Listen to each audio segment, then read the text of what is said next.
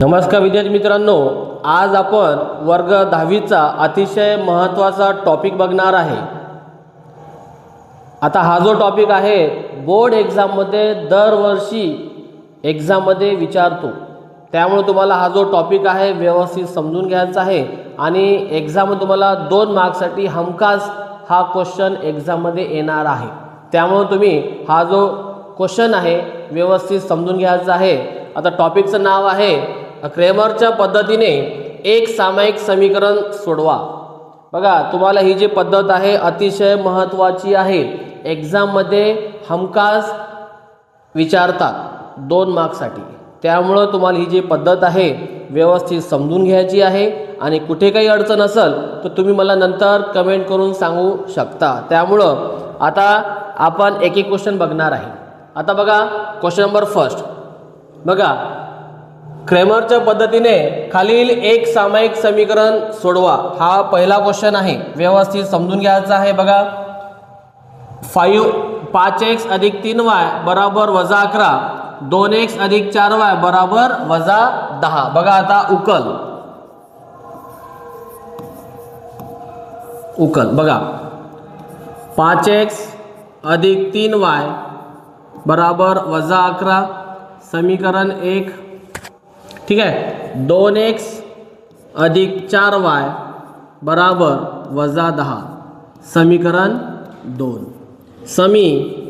म्हणजे समीकरण 1 व 2 वरून काय लिहिते बघा, इथे तुम्हाला लिहायचं आहे याला व्यवस्थित। किती आहे इथं 5, इथे किती आहे 3, इथे 2, इथे 4, इकडे तुम्हाला लिहायचं आहे -11 आणि -10।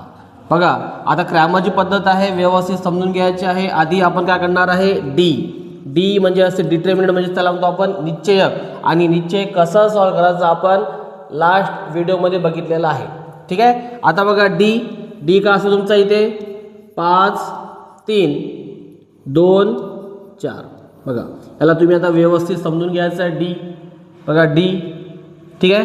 बघा याचं आन्सर कसं काढतो आपण, बघा सिंपल काय करायचं, याचा करायचं आहे तिरपा गुणाकार, आधी करायचं याचा गुणाकार काय होईल डी बराबर 5 × 4, नंतर असतो वजा, नंतर याचा गुणाकार करा काय होईल इथे 2 × 3। बघा डी बराबर 5 × 20 वजा 32 6, आणि डी बराबर किती आलेला आहे 20 मधून 6 गेले 14। हा झाला तुमचा डीची किंमत आहे, बरोबर। तुम्हाला बघा उकललेलं समीकरण 1, समीकरण 2, समी 1 व 2 वरून हे 5 3 2 4 आणि इकडे -11 आणि -10। आधी आपण डी काढून घ्यायचा। बघा डी 5 3 2 4 आधी करायचा सिंपल, याचा गुणाकार तिरपा गुणाकार 5 × 4 वजा, नंतर याचा गुणाकार करा 32 6। बघा 20 - 6 म्हणजे डी आला तुमचा 14। आता तुम्हाला काय करायचं आहे, तुम्हाला इथे काढायचं आहे dx। बघा काय असते dx, तुम्हाला माहिती पाहिजे dx काय असते। आता हा जो एलिमेंट आहे किती -11 - 10 1 नंबरला लिहायचा, -11 - 10 1 नंबरला लिहायचा याच्यामध्ये, आणि 3 आणि 4 ॲज इट इज। बघा व्यवस्थित समजलं तुम्हाला dx मी कसा काढलेला आहे। dx साठी हा जो आहे याच्या 1 मध्ये 1 नंबरला ठेवायचा, हा जो आहे ना हा 1 नंबरला dx साठी काय होईल इथे dx बराबर आधी करायचा गुणाकार तिरपा गुणाकार काय होईल -11 × 4 वजा, नंतर किती -10 × 3। बघा व्यवस्थित dx बराबर मायनस इंटू प्लस मायनस, बघा मायनस इंटू प्लस मायनस 11 चौक 44 मायनस मायनस प्लस 10 त्रिक 30। बघा इथे 2 संख्यांचे चिन्ह कसे आहे वेगवेगळे, तर काय करतो आपण संख्यांची वजाबाकी आणि मोठ्या संख्येचं चिन्ह काय होईल इथं dx बराबर -44 + 30 म्हणजे किती -14। हा झाला तुमचा dx। आता तुम्हाला सेम पॅटर्नमध्ये तुम्हाला काय करायचं आहे dy फाइंड आउट करायचा dy, ठीक आहे। बघा dy, आता dy साठी काय करायचं आपण, आता हे जे एलिमेंट आहे -11 वजा हे काय करायचं तुम्हाला इथे ठेवायचं -11 वजा 10 म्हणजे दुसऱ्या कॉलममध्ये, ठीक आहे. वजा 11 वजा 10 आणि हे तुमचं 5 आणि 2 ॲज इट इज. बघा dx साठी काय केलं तर आपण हे 1 नंबरला ठेवलं, नंतर dy साठी आपण काय केलं 2 नंबरला ठेवलं. बघा फक्त तुम्हाला मांडणी व्यवस्थित जमली पाहिजे, बाकी प्रोसेस तशीच आहे. बघा dy साठी काय करायचं तुम्हाला, dy इक्वल टू आधी करायचं आहे यांचा गुणाकार म्हणजेच काय 5 गुणेला वजा 10 वजा 2 गुणेला वजा 11. बघा व्यवस्थित प्लस, बघा अधिक गुणेला वजा वजा 10 5 50 मायनस मायनस प्लस आणि 2 गुणेला 11 11 दोन्ही 22. बघा याचं उत्तर काय, बघा दोघांचे चिन्ह कसे आहे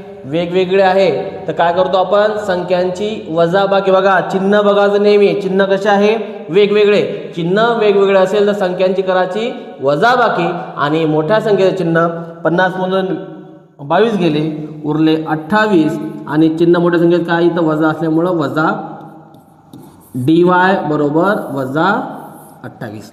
आता तुम्हाला माहिती आहे सर्वांनाच जी क्रेमरची पद्धत आहे ती काय असते, क्रेमरच्या पद्धतीनुसार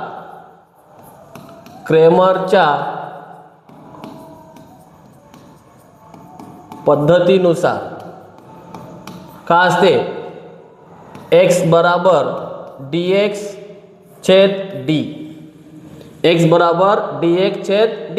आता dx किती आहे तुम्हाला माहिती आहे, dx आपण काढलेला किती आहे वजा 14 भागेला d किती आहे, d आहे तुमचा 14. बघा 14 1 14 तुमचा x बरोबर आलेला आहे वजा 1.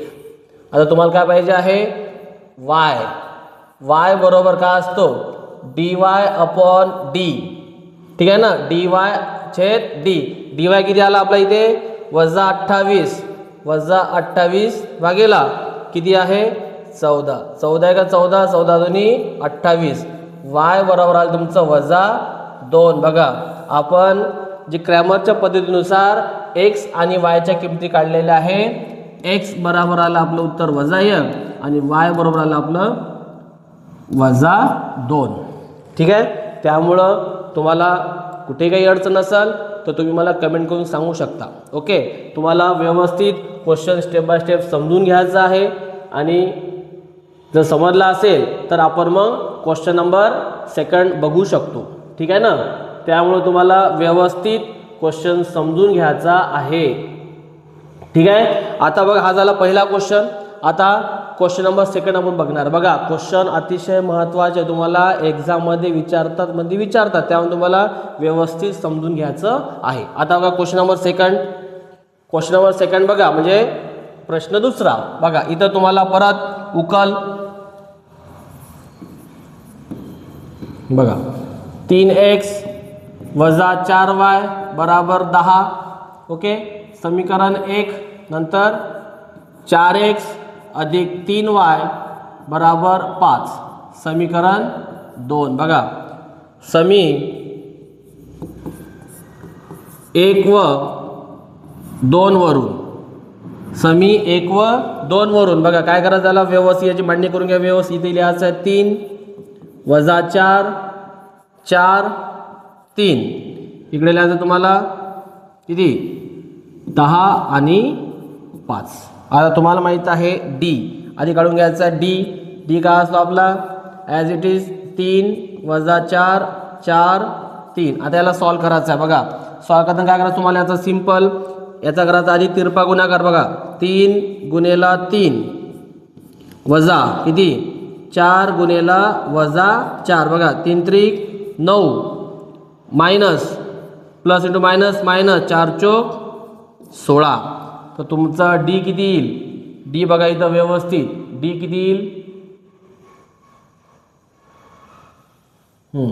d बघा व्यवस्थित d बराबर 9 वजा गुणेला वजा अधिक 16 आणि d बराबर 9 अधिक 16 किती 25. हा झाला आपला d. आता तुम्हाला काय काढायचं आहे dx काढायचा आहे. dx आपण कसा काढतो बघा व्यवस्थित समजून घ्यायचा. dx साठी काय करतो आपण बघा हे जे आहे हे काय करायचं आहे 1 नंबरला ठेवा. इथं व्यवस्थित काय लिहिते 10 आणि 5 आणि हे ॲज इट इज वजा 4 आणि 3 बघा dx काय करायचं आहे, याचा करा तिरपा गुणाकार अधिक किती होईल 10 गुणेला 3 वजा 5 गुणेला वजा 4 dx बरोबर 10 30 वजा 5 अधिक गुणेला वजा वजा 5 20 बघा dx बरोबर 30 वजा गुणेला वजा अधिक 20 dx बरोबर किती 50 आलेला आहे. dx बरोबर 50. आता कळत आपल्याला dy तुम्हाला व्यवस्थित समजून घ्यायचं आहे. dy आधी तुम्हाला मांडणी व्यवस्थित करता आली पाहिजे. dy साठी काय करायचं आहे, हा जो आहे 10 आणि 5 हा 2 नंबरला ठेवायचा 10 आणि 5 आणि इथला जो 1 नंबर आहे तो ॲज इट इज इथं किती 3 आणि 4 बघा dy काय करायचं आधी यांचा गुणाकार करा 3 गुणेला 5 वजा 4 गुणेला नंतर याचा करा 4 गुणेला 10 तर dy किती होईल 3 5 15 वजा 40 4 गुणेला 10 4 10 हे 40. आता बघा dy किती येईल तुम्हाला माहिती आहे. dy किती येईल dy येईल वजा 25 बघा इथे बघा चिन्ह अधिक आहे, इथे चिन्ह नव्हतं म्हणजे अधिक असते. दोघांचे चिन्ह कसे आहे वेगवेगळे. तर 40 म्हणून 15 गेले 25 आणि मोठ्या संख्येचं चिन्ह हे खूप महत्त्वाचं. मोठ्या संख्येचं चिन्ह वजा 25. आता तुम्हाला माहित आहे क्रेमरच्या पद्धतीनुसार काय करायचं आहे, क्रेमरच्या पद्धतीनुसार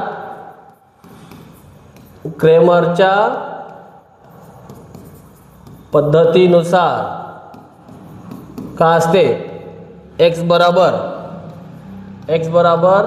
dx/d. तुम्हाला हे सूत्र लक्षात ठेवायचं आहे x dx/d. बघा जर इथं x असल्यामुळे x जर समजा तुम्हाला m जर काढत असेल तर तुम्हाला काय करावं लागेल dm/d करावं लागेल. बघा हे समजून घ्या. तुम्हाला इथं चल बदलू शकते, जसा चल आहे त्यानुसार तुम्हाला सूत्र लिहितात. जर चल m असेल तर m बरोबर dm/d लिहावं लागेल. हे तुम्हाला व्यवस्थित समजून घ्यायचं आहे.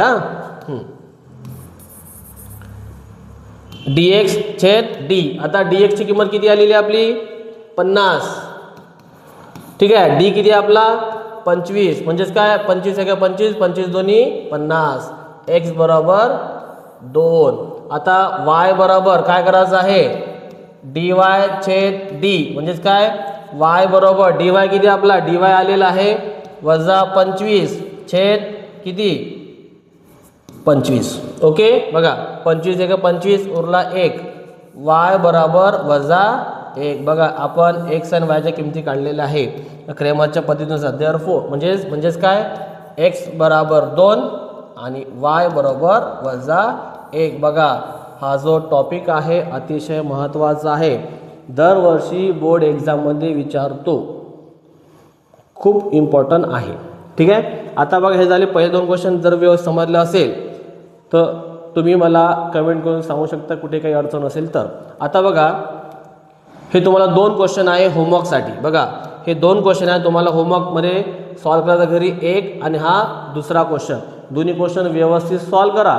कुठे काही अडचण असेल तर मला कमेंट करून सांगा आणि जे काही तुमचे आन्सर येतील एक्स आणि वायचे तुम्ही मला ते कमेंट बॉक्समध्ये सांगू शकता. ओके. तर तुम्हाला व्हिडिओ आवडला असेल तर लाईक शेअर अँड सबस्क्राईब करा आणि ओके थँक्यू.